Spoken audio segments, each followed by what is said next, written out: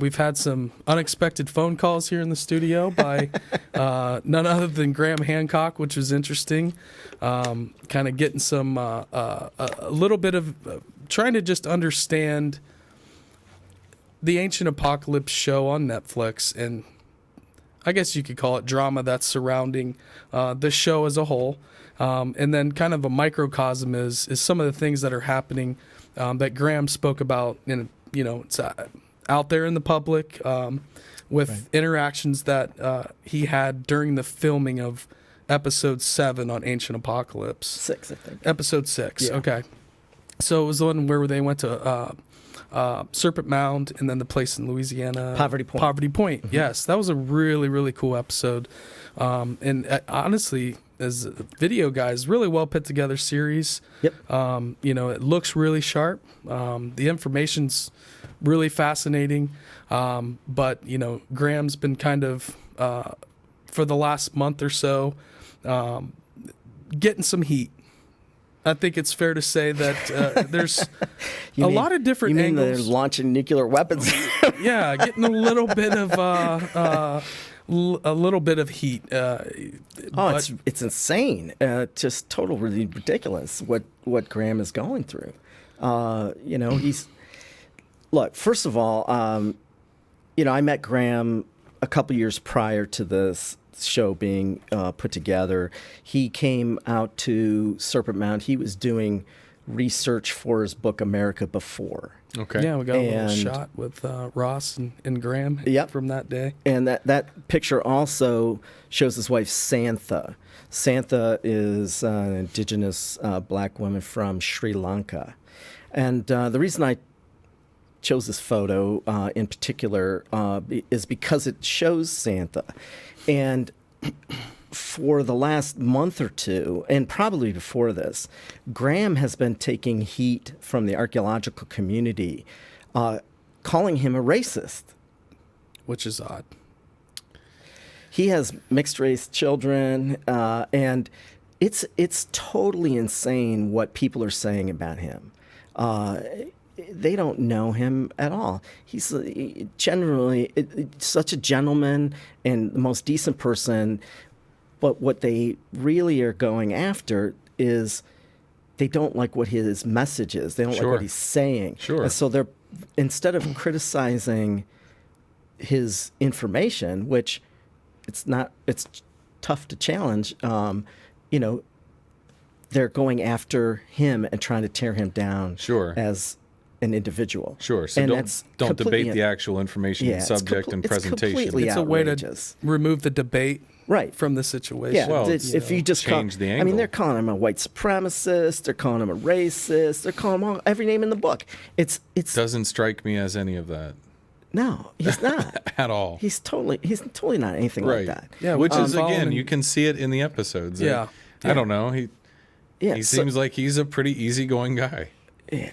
Passionate, but easygoing. That's right. And, so that kind of criticism is just way out of bounds. And it's so outrageous. And in any event, that trip that he came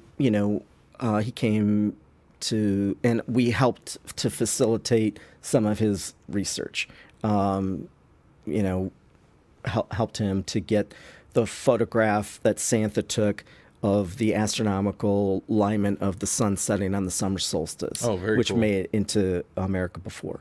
And I contributed a number of my LiDAR images of Serpent Mound that I had done that made it into America Before. Okay, cool. So, but one of the discussions that Graham and I had when he came for that book was that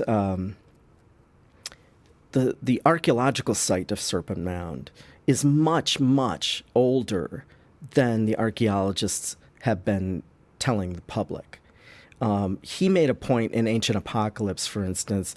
He showed the photograph of the historical marker signage that is at Serpent Mound.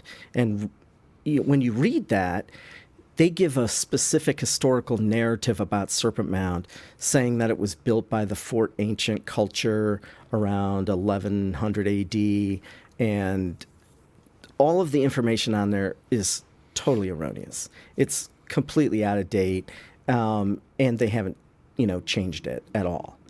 And so, that brings up the question. It's been kind of a debate in the country over the last, few years, 5-6 years, about, with people wanting to remove statues of Confederate soldiers or whatever, and, saying, the question is, well, do you get your history from these monuments, or do you get your history from some other source?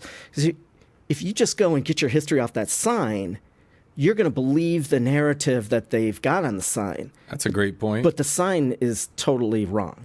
And, so that was generally his point is, hey, when you go to the site, don't read the signage because the signage is messed up. And, they need to update it for sure. Yeah. One of the things that, came about as a result of that was he put out his book, America Before, which was, highly criticized by the archaeological community, in the United States. Okay. And he's been getting criticism for, a couple decades since he, has been writing in their turf, in their domain, right? As a journalist, not as a journalist. Claiming to be a scientist. Yeah, he's not claiming that. He was a war correspondent, reporter, is kind of how he's. Yeah, he does investigative journalism on a bunch of different subjects, and he really focuses on things that don't get a lot of light shed on them, and he has taken bits and pieces of things the Sphinx and created a larger picture about what was going on in prehistory. And I don't think that his general overall hypothesis is that unreasonable. In fact, many of the things that he has called out have turned out to be true. For instance, he has highlighted the absolute worldwide catastrophe that happened during the Younger Dryas. Right. And that's undeniable scientific information that other scientists pieced together. And that was controversial from for other many years. fields, geologists. Yeah, that was very controversial. All he's doing is, taking disparate information and drawing the connections. That other groups maybe don't overlap and they don't see them, but he sees the bigger picture. Yeah, everybody has their specialty, so, And his idea that, he's solving puzzles. We know that people lived through the Ice Age, and we know that people lived through the Younger Dryas because we're here today. Right. And so is it that unreasonable to believe that the same people with the same IQ bandwidth as you and me today were living back then, we're all the same human beings, right? Right. That there possibly could have been people that developed a civilization before the worldwide catastrophe of the Younger Dryas. Right. It doesn't seem that unreasonable. And if you look at things like just in Europe, for instance, there was, the Magdalenian Revolution, they call it, which was, somewhere between like 14,000 years ago and 22,000 years ago. That's when people started doing a lot of the cave paintings and developing all kinds of different kinds of technology and so on and so forth of, stone, bone, you name it. So there were people that were developing art, culture, music, you find bone whistles from that period of time. So why is it so unreasonable that happened before the Younger Dryas catastrophe? We already know that happened in Europe. So why is that so controversial? It's not controversial, but because Graham says it, it's controversial. It's just ridiculous. So I'm not aligned with Graham on every single thing under the sun. If we want to talk about some differences in details that they presented in Ancient Apocalypse about Serpent Mound that I disagree with, we could talk about that stuff. Yeah. But the idea is, he put forward a hypothesis. In science, you be prepared to defend your hypothesis, but other people can criticize your hypothesis based on the merits of the data. But that's not what's going on. That's not what's happening. And he's a racist. He's, a white supremacist. It's totally crazy. And I think it's interesting too that, like you just said, you have some points that you obviously line up with him on where you think very closely, and probably others where you couldn't be more divergent, right? Like you just nope. We're just gonna have to agree to disagree on Which that. Which is what we're supposed to do, by the way. We're supposed to have conversational discourse, right? And if there's someone else has better information or more data, you add to the story. Because of this doesn't take away the work that's been done at all. I mean, there's not allowed to be adding to the story, is what it seems like, right? But it's just set in stone, and then there's nothing else that can come in. Well, I mean, what about Einstein and Newton? Like Newton's work just doesn't go away. So eventually, there was a production company that came to Graham and developed the series, and they sold it to Netflix, and they wanted to do one of the episodes, at least part of one of the episodes at Serpent Mound. So, they went all around the world. You guys see the show. They went to Indonesia, and they went to Turkey, and they went to Malta, and they went to Mexico, look at the pyramids. Everywhere they went around the world, they had to get governmental approval to permits to film at all these places. And they got that approval in every place, including World Heritage Site of Poverty Point in Louisiana. Yeah, they had a big interview right there. The only place in the entire world that refused to give them a permit to film was Serpent Mound, and the Ohio History Connection refused to grant him a permit. And that's wild.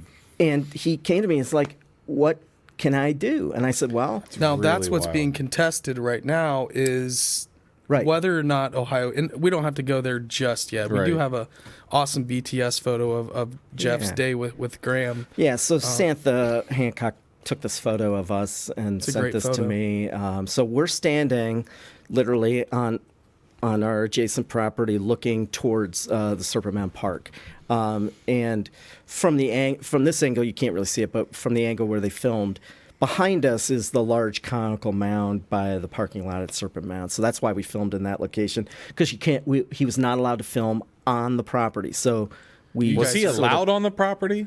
Did he get to walk around the structure itself? Not when they were filming, but did he actually get to go in and see Serpent Mound? He did for his research for America Before. I'm saying for this last trip? For this, he did not have time. Okay. They had a filming, things. And so... I was just wondering if they went that far with it. Like, you're not even allowed. Like, no, we're not even going to film. They just did not grant him permission to film. Okay. And so they now, what has happened in the last few days is that there was another video podcast group out there that they went to Serpent Mound after watching Ancient Apocalypse, saw Graham read that email that he had gotten from the Ohio History Connection. Right. And they drove to Serpent Mound and then interviewed the employee in the gatehouse when you pay your money when you come in. We have that video if we want to play it back. I wouldn't. Yeah, okay. I wouldn't give him any more attention than it is. Yeah, but what they did was they interviewed the person from the OHC, and they told them an invented story that, no, we didn't ban them from coming here, but that what they had requested was that they wanted to come and shut down the park for 4 days during the summer solstice to film. Right. That's totally not the case, because they filmed during the fall equinox. The production was not for the summer solstice at all. I was going to say, I remember this summer you said that they were there in the fall. Yes, they were there. That's what was confusing. They were there around the fall equinox. They had nothing to do with the summer solstice at all. So the video, that lady telling that story, is totally fabricated. The second thing was, she's being fed information. She's just, exactly. She's a person that works there. Let's be really clear. She's not in charge of the park, the manager. No. So she's being coached what to say. Sure. And we got reports from another person. We had a person that we gave a tour to, and they reached out to us after the fact. After the tour was done, they went in the museum, talked to the manager about this same subject of why'd you ban Graham Hancock from filming, and she said, we didn't. The letter that Graham read on the show was fabricated. That was also told to somebody. And so I reached out to Graham. I said, hey, this is what people are saying. And so he has posted this online. You can go out to Graham's webpage, grahamhancock.com, and you can see the actual email that he received. And it clearly states at the bottom of it that we are not going to allow you to film specifically because of Graham Hancock. And that's basically the last two sentences there at the bottom. Yeah. If you guys really want to read that, it's grahamhancock.com. Right. So you have basically. So they're denying and they're lying about, what actually transpired. But, Graham's got the evidence to show that that's exactly what took place, was they denied it because it was Graham Hancock. And so, that brings up questions about censorship. It brings up questions about control of the site. Like, why do this? What is the point? The thing is that Graham isn't the first one to be denied filming permitting at Serpent Mound. Just maybe the most visible. The Friends of Serpent Mound also facilitated in exactly the same way that we helped facilitate Graham's, episode. There was a Native American production company that wanted to do an episode for Red Earth Uncovered, which is a Canadian program. The entire production team is made up of First Nations peoples. They, the writers, the director, the producer, the cameraman, the sound guys, the interviewers, they're all First Nation peoples. Okay. And they wanted to do an episode about Serpent Mound. The whole show of Red Earth Uncovered is about Native peoples trying to go and find out information about their own oral traditions. So they have a tradition about Serpent Mound, the Great Horned Serpent, so they wanted to film an episode there. They were denied by the OHC to film there. This is wild. Because they had done a prior episode about Native American oral traditions of Sasquatch, and they said, well, that's paranormal. We don't want anything associated with paranormal about Serpent Mound, so denied. So we facilitated exactly the same way. They filmed on the adjacent property, same location that Graham was staying in. We did a shoot from there. I did an interview with them. I gave them the same kind of drone imagery, different drone imagery than what I gave for Graham's show. So you can kind of work around it, but yeah, it's kind of insane. I mean, they've denied NPR, they denied, some of the major network affiliates, out of Cincinnati to try to film there. We've had to host them on the adjacent property because it's all about them trying to control the narrative about what Serpent Mound is and what it's, and they don't want anything that deviates from their narrow story. They're in their words, they're trying to protect it. And according to this email is we want to protect the heritage and essentially the narrative of what we know to be fact. The story that they wrote themselves. The Native American history of the tribe that's involved with. Well, if you Ohio read that letter carefully, they talk about how they view their role. This is we're talking about the Ohio History Connection. How they view their role in regards to Serpent Mound, and they do say in there that their role is to preserve the historical narrative, right? And, well, what is that historical narrative? Well, it's the narrative that they wrote themselves, right? So anything that deviates from the narrative that they wrote themselves, they don't want that an alternative, viewpoint or a story or anything like that. And so, again, it goes to... Did they get burnt in the past, or did anything happen to where... Yeah, sure. For some reason why they're very protective of that? In the last 5 years, or 6 or 7 years, the things have really, got really tightened down with screws on this because of what happened with Ancient Aliens. Okay. Ancient Aliens wanted to do an episode about Serpent Mound. They reached out, got permission to film at Serpent Mound. Okay. In fact, Dr. Brad Lepper, architect from the Ohio History Connection, was in the episode. He got filmed for the episode. I personally declined to be a part of the episode. I'm not an adherent to that idea of Ancient Aliens, and so I declined to be part of it. But they filmed that episode, and the OHC got so much flack from the academic community about it that they just basically shut down all productions, So.